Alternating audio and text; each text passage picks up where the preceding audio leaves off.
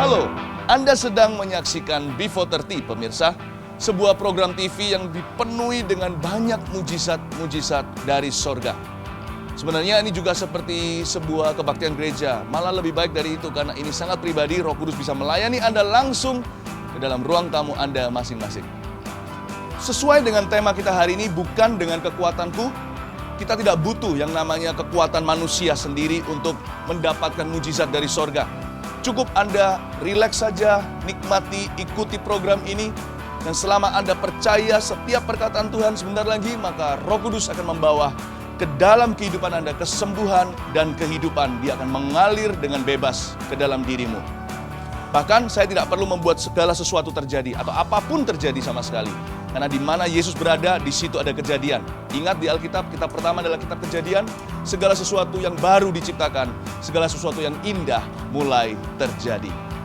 Tetaplah bersama dengan saya, sebab setengah jam kemudian ini akan menjadi 30 menit yang paling ajaib di dalam kehidupan Anda. Sebab kehidupan Anda hari ini akan diubah oleh Allah. Dan penyakit Anda disembuhkan serta dosa Anda diampuni. Sebab firman Tuhan berkata, bukan dengan gagah dan perkasa kita, tetapi karena Roh Allah, maka Ia memberikan pada kita masing-masing sebuah mujizat yang baru dari sorga.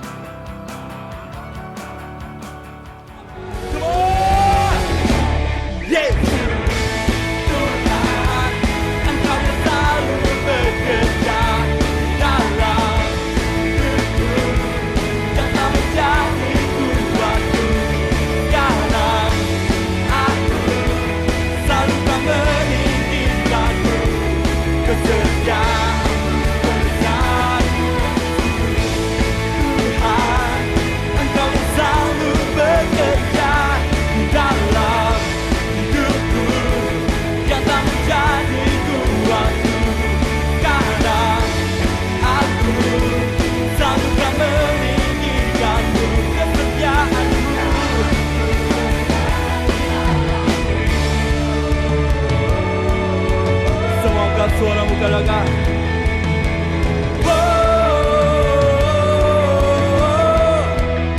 Yesus Tuhan.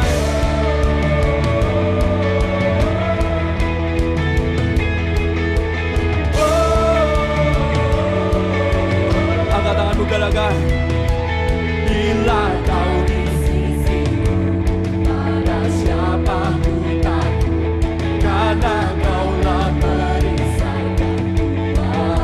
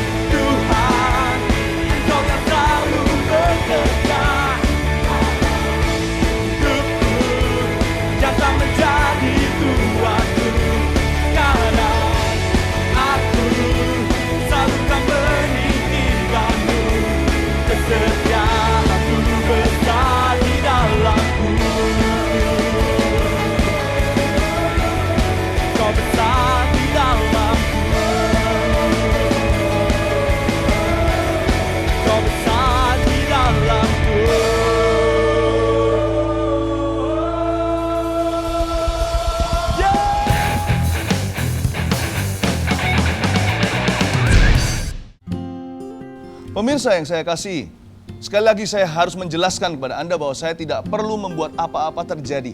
Sebab Tuhan Yesus pasti membuat sesuatu terjadi bagi setiap Anda. Firman Tuhan jelas bukan dengan gagah perkasa manusia, tapi dengan roh Allah. Artinya, saya sekarang begitu rileks di dalam jiwa saya merasakan begitu santai dan tenang sebab saya tahu Roh Kuduslah yang akan mengalir ke dalam setiap diri Anda, membawa kesembuhan, membawa kehidupan. Dan saya juga mengerti bagaimana cara Allah bekerja. Dan saya tahu Tuhan akan bekerja dengan cara yang luar biasa hari ini, justru ketika kita tidak memaksa, tapi ketika kita berserah. Kita langsung lihat di kitab Yeremia pasal yang ke-17 ayat 5, firman kita hari ini. Ini firman-Nya. Beginilah firman Tuhan. Terkutuklah orang yang mengandalkan manusia, yang mengandalkan kekuatannya sendiri, dan yang hatinya menjauh daripada Tuhan. Ia akan seperti semak bulus di padang belantara. Ia tidak akan mengalami datangnya keadaan baik. Ia akan tinggal di tanah angus, di padang gurun, di negeri padang asin yang tidak berpenduduk. Bukan dengan kekuatanku. Masalahnya kita tidak tahu, kita tidak punya yang namanya timbangan atau neraca untuk mengukur apakah kita sekarang ini lebih bergantung dengan kekuatan kita, kedagingan kita, atau kita sudah bergantung dengan Roh Kudus. Tapi satu hal yang kita bisa lakukan adalah berserah kepadanya. Kalau hati kita terbuka, Tuhan akan bekerja. Dan satu-satunya cara untuk kita tahu adalah kalau kita memerintahkan pada hati ini untuk tunduk kepada Allah dalam segala perkara. Jangan mengukur diri sendiri, jangan fokus kepada kelebihan, kekurangan, jangan menilai-nilai diri, nanti lama-lama kebingungan sendiri. Izinkan Tuhan yang menilai Anda dan saya. Tugas kita hanyalah mengarahkan hati kepadanya. Sebab Alkitab tadi berkata bukan di ayat 5, saya ulang lagi, terkutuk orang yang mengandalkan manusia. Mereka yang mengandalkan kekuatannya sendiri, yang hatinya menjauh daripada Tuhan. Dengan kata lain, kalau kita lakukan yang sebaliknya, yang berlawanan, kalau hati kita ini tidak menjauh tapi mendekat kepadanya, percayalah semakin sedikit kedagingan kita. Kita semakin tidak bergantung dengan kekuatan kita. Bolehlah kita katakan kita pergi ke dites, bukan boleh, malah harus kalau kita sakit, kita berharap kesembuhan contohnya. Kita pergi ke rumah sakit, pergi didiagnosa kembali.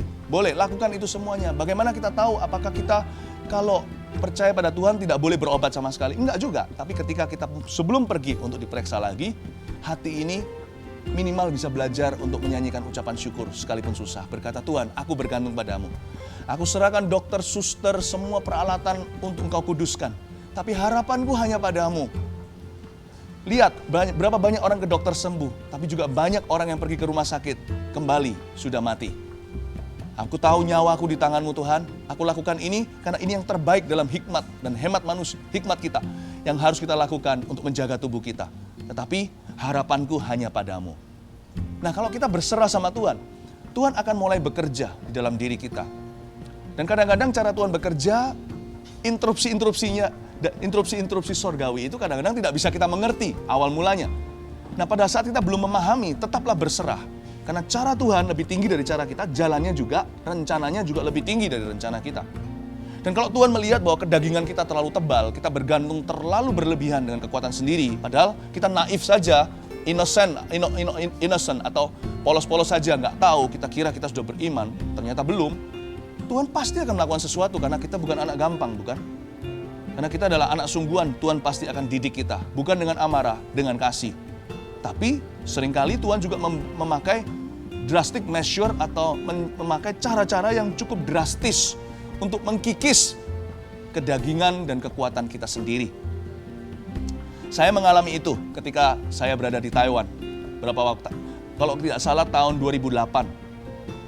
Hari itu saya harus berdiri di hadapan ribuan atau puluhan ribu orang.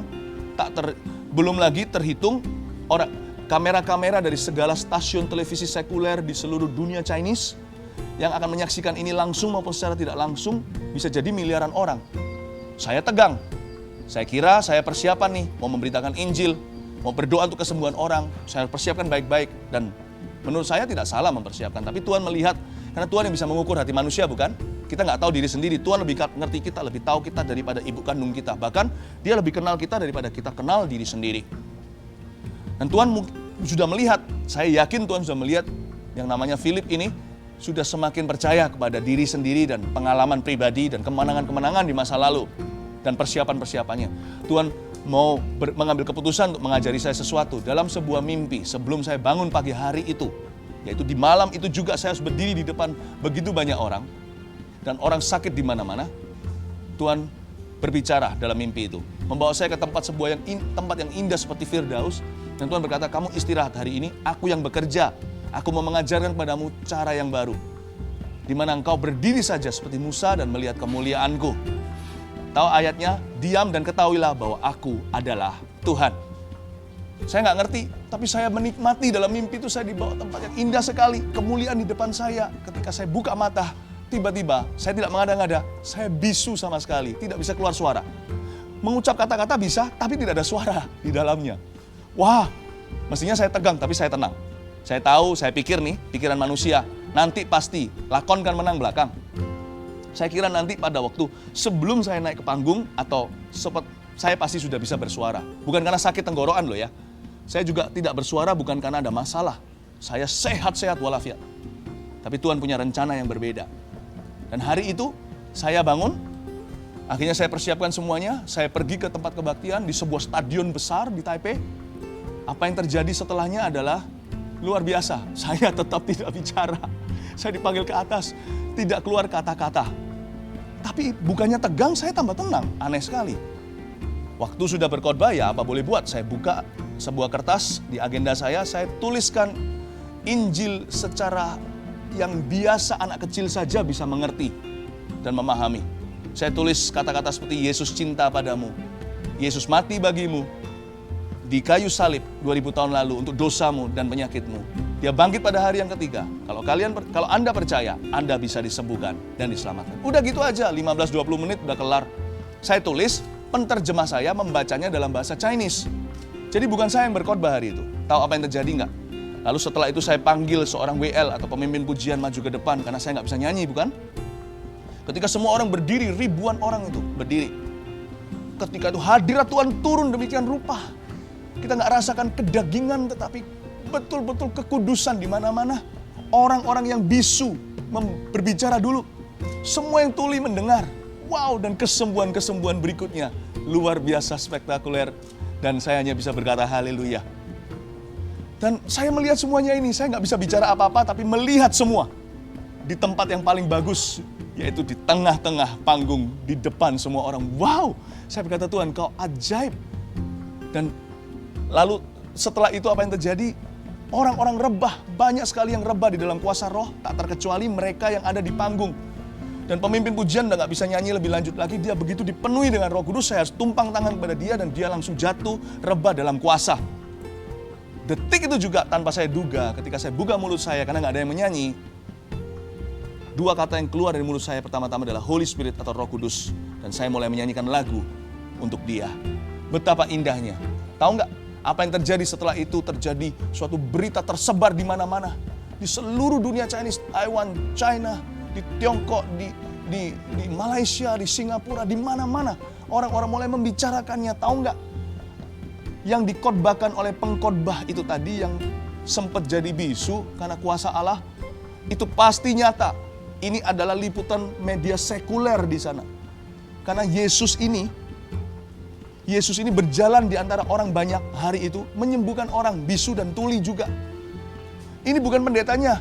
Kan pendetanya bahkan nggak berbicara apa-apa, nggak berbuat apa-apa. Yesus dimuliakan. Jadi pembicaraan. Yesus ini pasti nyata. Dan itu menjadi pembicaraan di mana-mana. Tuhan mau mengajarkan pada saya bahwa ketika saya lemah, dia kuat. Ketika saya miskin, dia kaya. Dan hari itu Tuhan pakai satu cara yang cukup drastis untuk bukan hanya mengajarkan ke dunia Chinese, tapi mengajarkan kepada hambanya, yaitu saya, untuk bergantung dengan kekuatannya. Tapi puji Tuhan, saya nggak dibuat bisu setiap kali atau berkhotbah. Seperti hari ini, episode ini kan saya berbicara. Tapi hati saya rileks sekali. Saya nyantai sekali, saya istirahat sekali di dalam sini. Sekalipun kelihatannya saya banyak menyampaikan sabda sekarang. Tahukah Anda, hati saya sudah berubah. Tuhan menunggu hati Anda juga berubah. Tuhan memakai cara yang drastis, meskipun sekarang bukannya cara itu dipakai setiap hari, sebab Tuhan tidak pernah bekerja dengan cara yang sama 2 kali, bukan? Tapi ketika kita berserah, dia bisa bekerja dengan cara yang kita bisa mengerti dan pasti mengubah kita. Sekarang ini saya rasa betul tenang di dalam hati saya. Saya tahu sekarang Roh Kudus sedang mengalir ke ruang tamumu. Roh Allah sedang bekerja. Saya bahkan tahu sekarang orang-orang mulai disembuhkan. Ini orang bisu mulai berbicara, orang tuli mulai mendengar. Dalam nama Yesus orang buta mulai melihat. Wah, saya merasakan seperti ada listrik, aliran listrik dari tangan tubuh saya ini sekarang ke kamera dan dari sisi Anda lewat layar kaca, televisi atau komputer di depan Anda. Ada kuasa yang menerjang Anda. Saya rasakan ini sekarang. So beautiful, so easy, begitu gampang. Mengalir ke dalam tubuh Anda membawa keselamatan dan kesembuhan. Terima mujizat. Bukan dengan kekuatanku, sebuah pewahyuan yang begitu penuh berkat, sebuah kebenaran yang sanggup memerdekakan. Kita baca ayat 7 dan ayat 8. Diberkatilah orang yang mengandalkan Tuhan, yang menaruh harapannya pada Tuhan. Ia akan seperti pohon yang ditanam di tepi air, yang merambatkan akar-akarnya ke tepi batang air, dan yang tidak mengalami datangnya panas terik, yang daunnya tetap hijau, yang tidak khawatir dalam tahun kering, dan yang tidak berhenti menghasilkan buah. Diberkatilah orang yang mengandalkan Tuhan. Tuhan memanggil setiap orang yang mengandalkan Dia adalah orang-orang yang diberkati. Apapun yang terjadi, bagaimanapun hasil akhir daripada permasalahan Anda tetap orang yang diberkati. Katakan amin.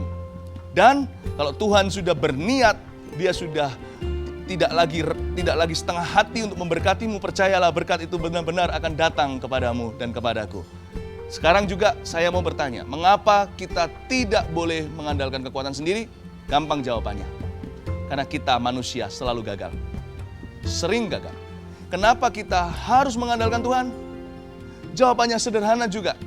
Karena Tuhan tidak pernah gagal. Dan Dia tidak akan gagal hari ini memberkatimu. Buka hati, sebab segala sesuatu yang Anda bayangkan Tuhan bisa berikan, akan diberikan. Dan bahkan apa yang tidak pernah muncul dalam pikiran, belum berani Anda doakan, Tuhan sudah sediakan. Terimalah mujizatmu.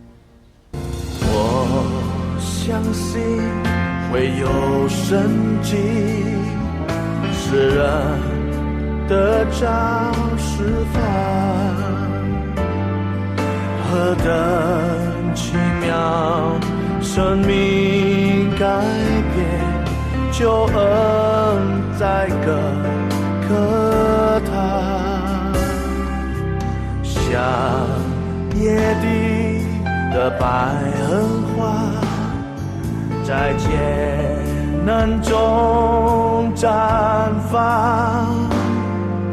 我相信会有神迹，我相信全能神。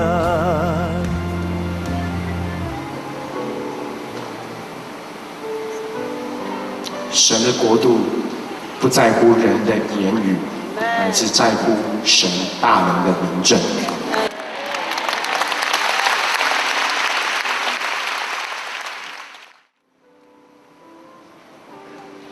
耶稣透过他的圣灵，现在就在我们当中。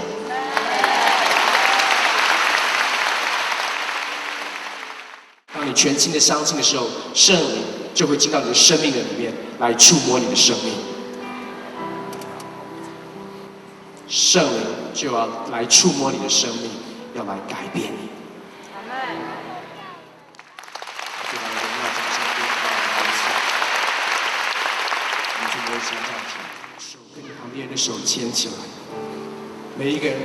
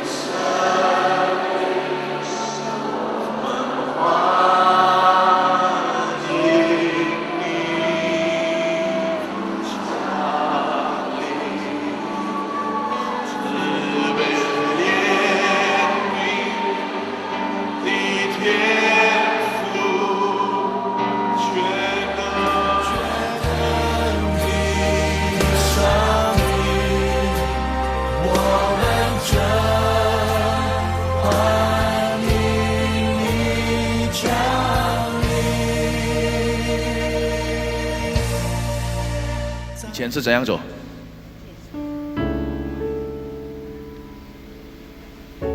现在呢？现在怎么样走？现在，来，来，来，来。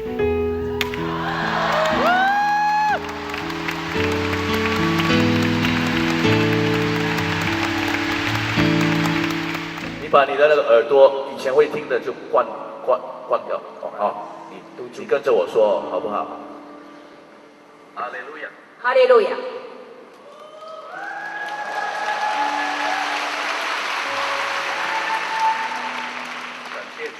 感谢主。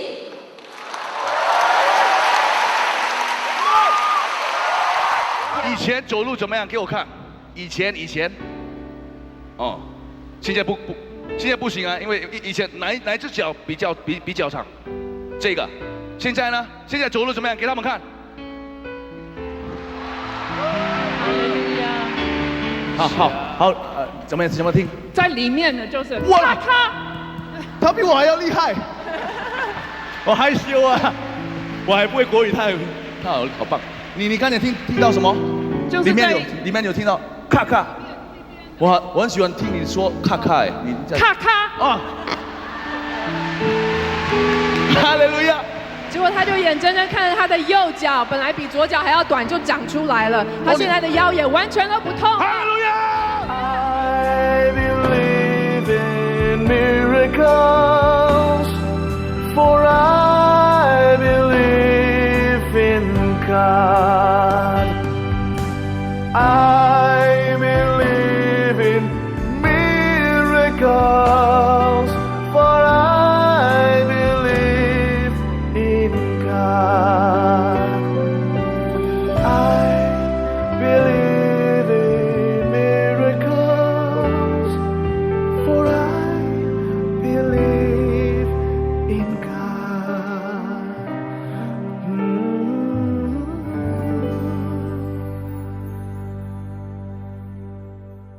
Bukan dengan kekuatanku. Ini waktunya kita berdoa menerima sesuatu dari Yesus. Dan saya bahkan tidak ingin Anda untuk mencoba-coba. Cukup Anda santai saja, terima saja, percaya saja. Sebab barang siapa yang percaya melihat kemuliaan Allah. Mari kita sama-sama sepakat dalam doa ya. Ulurkan tangan Anda ke depan layar di depan Anda dan percayalah bahwa Tuhan sanggup melakukan sesuatu bagimu. Haleluya. Terima kasih Tuhan Yesus, jamah setiap pemirsa sekarang ya Tuhan, kami menolak untuk bergantung dan mengandalkan diri sendiri, tapi kami mau mengandalkan Tuhan, kami mau mengundang Tuhan hadir di tengah-tengah kami, bukan gagah perkasa kata firman Allah, tapi karena Roh Kudus, Roh Allah kita akan berhasil, maka Roh Allah, Roh Kudus datanglah, datang ke setiap rumah dari pemirsa kami yang menyaksikan ini sekarang di dalam nama Tuhan Yesus. Tuhan pegang tangan setiap orang yang terulur ke depan, dalam nama Yesus pegang tangan itu ya Tuhan. Oh terima kasih Tuhan Yesus. Tuhan Yesus menyatakan pada saya, ada 3 kata tiba-tiba muncul sekarang dalam roh saya. Jantung, virus, lupus. Saya melihat sekarang Roh Kudus beritahu, saya susah menjelaskan perkara-perkara roh. Oke, Anda uji saja, percaya saja jikalau ini dari Tuhan, ini untukmu, maka ini sekarang juga mujizat sedang berjalanan menuju ke rumah Anda. Saya melihat seperti ada jantung yang bocor klepnya dan ditutup sama tangan Tuhan. Dalam nama Yesus, saya kok merasa seperti samar-samar itu seperti anak kecil, seperti anak Anda. Dalam nama Yesus, jantung itu baik kembali. Anda akan dicek kembali, dites lagi dengan dokter, dan jantung itu bukan cuma normal, bukan hanya sudah baik, tapi jadi kuat di dalam nama Yesus. Anak itu akan jadi anak yang atletis. Dalam nama Yesus, terima kesembuhan ini. Ya, virus ada 1 orang yang terbaring di rumah sakit sekian lama, katanya virus yang misterius. Dokter nggak tahu mau bilang apa lagi kecuali ini virus. Dalam nama Yesus kau akan keluar dari rumah sakit dalam waktu yang sangat dekat ini, totally heal, sembuh di dalam nama Tuhan Yesus. Keluar dari sana. Tuhan tidak menghendaki Anda di sana, Tuhan menghendaki Anda untuk berbuah, keluar dalam kehidupanmu sehari-hari. Anda bukan orang Kristen, Anda bukan anak Tuhan. Anda baru tahu tentang Tuhan Yesus, Anda mulai tertarik, terimalah sekarang juga jamahan Tuhan. Tuhan cinta semua orang, bukan? Tuhan tidak diskriminasi. Kalau Tuhan tolong orang, Dia tidak prejudis atau pilih-pilih. Dia pilih semua orang untuk diselamatkan. Dia jamah setiap orang yang membutuhkan, apalagi berseru pada namanya. Lupus, aku perintahkan kamu pergi dalam nama Yesus Kristus. Seorang wanita umur 18 tahun, rambutnya, saya bisa melihat sekarang Roh Kudus tunjukkan, tapi kan saya nggak tahu pemirsa yang mana sekarang, dari mana yang menyaksikan. Tapi umur kurang lebih 18 tahun, kena lupus. Dalam nama Yesus sekarang juga kulit Anda pun kembali mulus. Saya tidak tahu kenapa saya berbicara begini, tapi Anda sendiri menguji. Sekarang juga Tuhan membuat semua yang namanya simptom atau gejalanya pun hilang. Sampai ke akar-akarnya, dicabut semuanya. Terima kesembuhan.